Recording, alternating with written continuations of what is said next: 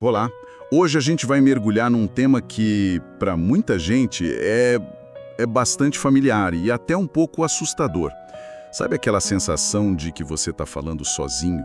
De que suas preces, seus questionamentos, assim, batem no teto e voltam?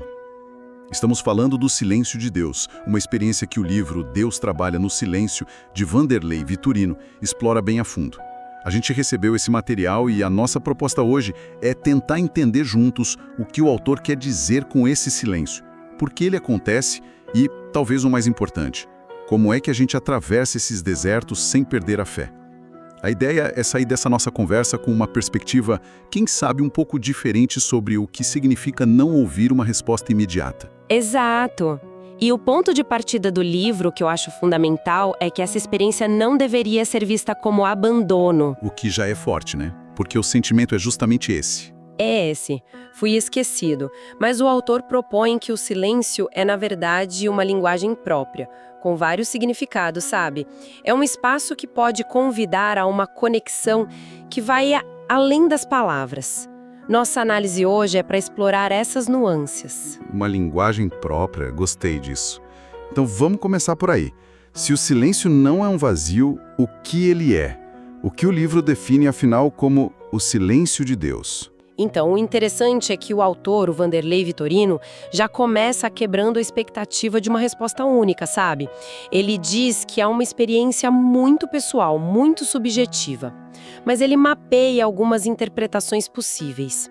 A primeira, e talvez a mais suave, é que o silêncio é um convite. Um convite? Como assim? Um convite para a gente sair do barulho, daquela necessidade de respostas faladas e buscar uma conexão mais interna, mais quieta. Entendi. É como se fosse um pare de falar um pouco e apenas fique aqui comigo. Isso. Mas o livro também fala, e você mencionou, dos momentos de provação, de dor. Sim. Nesses momentos, o silêncio parece bem menos um convite e mais uma tortura, né? E o autor não foge disso. Essa é a segunda interpretação que ele traz. O silêncio como um campo de treinamento para a fé. Ele argumenta que a fé que só se sustenta com respostas constantes, com sinais claros, é no fundo uma fé meio frágil. Segundo a obra, é justamente na incerteza, quando você continua acreditando apesar da falta de evidência audível, que a confiança se aprofunda de verdade. Isso é totalmente contra-intuitivo. A gente costuma pensar que a fé cresce com as respostas, com as provas, não com a ausência delas. Então o livro vira essa lógica de cabeça para baixo. Vira completamente. É nesse ponto que a chave muda. A fé não é ter certeza, né? É confiar no escuro. E isso nos leva à terceira ideia que você mesmo mencionou antes, a tal da comunicação paradoxal. Certo. Essa parte me deixou bem curioso. Comunicação paradoxal. Soa como uma contradição. Como o silêncio, que é ausência de som, pode ser uma forma de comunicação? O paradoxo está justamente aí.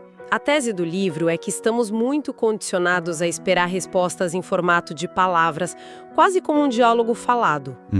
Mas as respostas podem vir de outras formas. Uma intuição que surge do nada, uma paz que se instala no meio do caos, sabe? Uma pessoa que aparece com a palavra certa na hora certa, uma mudança de circunstâncias. O silêncio, nesse caso, nos força a apurar outros sentidos, a perceber a comunicação que acontece para além da audição. Faz sentido. É como se a gente estivesse esperando um e-mail e a resposta viesse por uma carta, que a gente nem pensou em checar na caixa de correio. E tem mais alguma interpretação? Sim, a última que o livro destaca é o silêncio como um reflexo da transcendência de Deus. É um reconhecimento, assim, bem humilde, de que a mente humana não consegue e nem precisa compreender tudo. Às vezes, o silêncio é simplesmente a constatação de que estamos diante de algo imensamente maior do que nós. E a melhor resposta é a reverência, a quietude. Ok, essas ideias são bem poderosas. O silêncio como convite, como treinamento, como outra forma de linguagem e como sinal de transcendência. Isso já muda bastante o cenário. Mas de onde o autor tira essas interpretações? São reflexões filosóficas ou elas têm uma base, por exemplo, na Bíblia? Ótima pergunta. E sim, o livro se aprofunda bastante nisso. Ele não deixa essas ideias no campo da abstração, não.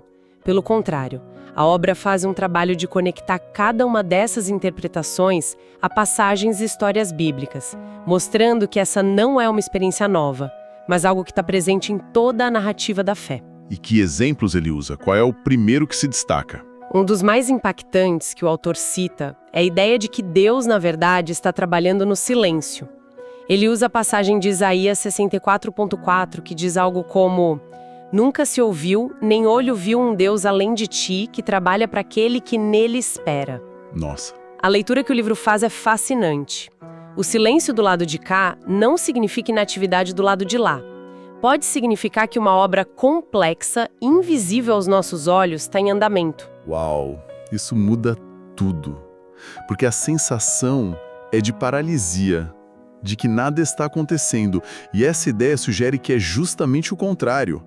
É um canteiro de obras com uma placa de "desculpe o transtorno, estamos trabalhando para melhor servi-lo". Exatamente essa a analogia. É perfeita. E num extremo oposto, o livro também aborda o silêncio como um teste de fé, quase um crisol. O exemplo clássico, claro, é a história de Jó.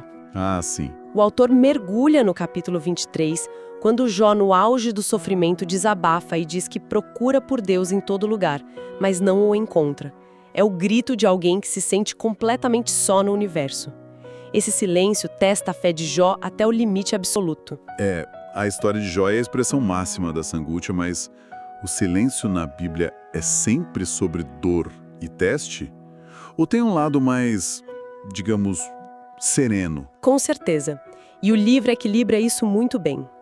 Aponta para passagens como o Salmo 46:10, que é um clássico. Aquietai-vos e sabei que eu sou Deus. Exato, aqui a interpretação é que o silêncio é um comando divino para a gente parar a nossa agitação interna. É um chamado para largar a ansiedade, o planejamento excessivo, o medo e simplesmente descansar no conhecimento de que Ele está no controle. Entendi. É menos sobre Deus estar em silêncio e mais sobre nós fazermos silêncio para ouvi-lo. É um convite à contemplação, então. Isso me lembra de outro conceito que o livro traz, o de espera ativa. Porque esperar soa como algo muito passivo, né? Mas o autor parece dar outro sentido a isso. Sim, e essa é uma distinção crucial. Ele cita o Salmo 27:14. "Espera no Senhor, anima-te e Ele fortalecerá o teu coração. Espera, pois, no Senhor." A análise do livro é que o esperar bíblico não é ficar sentado de braços cruzados reclamando da demora. De confiança perseverante. É como um agricultor que planta semente. Ele não vê nada acontecer por um tempo, mas continua cuidando da terra, regando, confiando que debaixo da superfície a vida está acontecendo. Isso é espera ativa. Entender essas perspectivas bíblicas é fascinante. Muda a gente de um lugar de vítima do silêncio para um lugar de propósito. Mas a teoria é uma coisa, viver isso é outra. Para quem está no meio desse deserto agora, sentindo esse silêncio na pele, o que o livro oferece de prático? Como se navega nisso no dia a dia? Essa é a parte central da obra, a ponte entre a teologia e a vida real. Primeiro, o livro resume por que Deus ficaria em silêncio, conectando com o que a gente já falou, para aprofundar a fé para além das emoções, para nos ensinar a confiar, para nos moldar no processo e, às vezes, para preparar o terreno para algo novo e grandioso. Ok, os porquês estão claros. Mas e os comos? Quais são as ferramentas que o livro sugere? A primeira e mais óbvia, mas também a mais difícil, é: continue orando. O autor enfatiza a oração com persistência. Mas aí entra a questão. Como alguém continua orando quando sente que está falando com as paredes? Não é algo profundamente desanimador? A vontade não é de simplesmente desistir? É totalmente desanimador. E o livro reconhece isso. A proposta não é fingir que se está sentindo algo. É ser honesto na oração. É dizer: estou aqui de novo, não estou sentindo nada. Parece que não há ninguém aí, mas eu escolho continuar falando porque eu confio que você está ouvindo. Entendi. A persistência aqui não é uma tentativa de convencer a Deus, mas uma declaração de fé para si mesmo. É um ato de teimosia santa. Teimosia santa, gostei do termo. E além da oração individual, qual o próximo passo? Buscar a comunidade. Esse é um pilar no livro. O autor alerta para o perigo do isolamento. O silêncio pode nos fazer sentir únicos na nossa dor, como se só gente estivesse passando por isso. Verdade. Compartilhar esse sentimento com pessoas de confiança quebra esse feitiço do isolamento. E o que o livro quer dizer com comunidade? É só ir à igreja e conversar com as pessoas? É mais amplo. Ele fala em criar um espaço sagrado, que pode ser tanto físico quanto relacional. Pode ser um canto da sua casa onde você se desliga do mundo para meditar. Pode ser uma caminhada na natureza para sentir a presença de Deus de uma forma não verbal. E claro, pode ser um grupo de amigos, um grupo de oração, onde você tem a segurança para dizer: gente, eu não tô bem, tô num momento de sequidão espiritual. O ato de verbalizar isso para outros já é terapêutico. É preciso coragem para essa vulnerabilidade. E o que mais? A terceira estratégia prática é servir aos outros. Parece um desvio do assunto, mas o autor argumenta que é uma das ferramentas mais poderosas. Interessante. Quando estamos mergulhados no nosso próprio silêncio, na nossa própria dor, a tendência ao egocentrismo. Ajudar alguém, focar na necessidade do próximo, tem o efeito quase mágico de tirar o foco de nós mesmos. O livro destaca a importância de fazer isso com humildade, sem esperar reconhecimento, como uma forma de se conectar com o amor em ação. E por último, imagino que venha a parte mais difícil de todas na nossa cultura. A paciência. Sem dúvida, o livro a descreve como o exercício prático de confiar no tempo de Deus. É a parte mais difícil porque vai contra tudo na nossa cultura de imediatismo. Queremos a resposta agora, a solução para ontem. Exato. Como uma âncora para essa confiança. Uma âncora é uma boa imagem. E falando em âncoras, para fechar essa parte prática, o livro dedica um bom espaço a certas promessas bíblicas, quase como um kit de sobrevivência para esses tempos de silêncio, certo? Exatamente. É a parte de encorajamento. O autor enquadra essas promessas como verdades fundamentais para a pessoa se agarrar quando tudo mais parece incerto. A primeira é a mais direta. Não temas. Baseada em Isaías, né? Não temas, porque eu estou contigo. Essa mesma. A ideia é que o maior medo gerado pelo silêncio é o medo do abandono, da solidão. E essa promessa ataca diretamente esse medo. É um lembrete constante de que silêncio não significa ausência.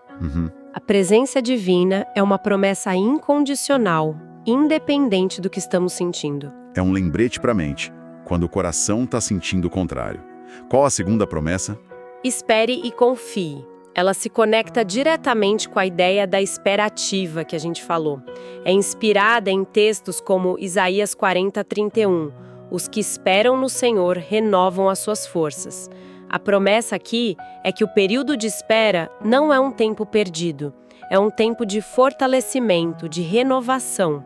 Você não vai sair do deserto do mesmo jeito que entrou.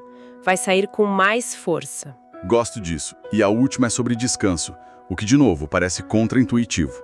Quando a gente quer uma resposta, a última coisa que a gente quer é fazer descansar. E é exatamente por isso que é uma promessa tão necessária.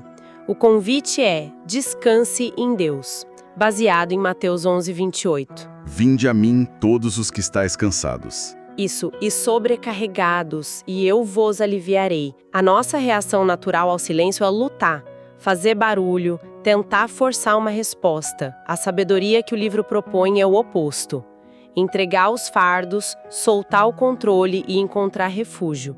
O descanso não é passividade, é um ato de confiança radical. E nesse contexto, como entra a parte que o livro chama de tome uma atitude? Parece contradizer um pouco a ideia de descanso. Na verdade, complementa. Descansar em Deus não significa se tornar passivo na vida. O tome uma atitude é sobre não deixar que o medo ou a incerteza te paralisem. É agir com a fé que você tem, mesmo que seja pequena. Ah, entendi. É dar o próximo passo, tomar a decisão que parece certa, confiando que a direção e a clareza virão no processo, no movimento, e não antes dele. A fé, nesse contexto, é o combustível para a ação, não um sentimento que espera a certeza para depois agir. Uau! Ok, então, tentando amarrar tudo isso que a gente conversou, a grande mensagem do livro de Wanderlei Vitorino é que o silêncio de Deus, essa experiência que pode ser tão angustiante, não é um vazio a ser temido. É um espaço cheio de significado. Pode ser um teste, um convite, uma preparação, uma linguagem diferente que a gente precisa aprender a decifrar. Você resumiu perfeitamente. Não é um fim da comunicação, mas uma mudança no canal. E isso me leva a uma reflexão final que o livro inspira. A fonte sugere que a resposta para o silêncio de Deus muitas vezes não é uma voz que se ouve, mas uma presença que se sente na quietude. Isso levanta uma questão interessante para a gente pensar. E se o objetivo do silêncio não for receber uma resposta, mas sim transformar quem faz a pergunta?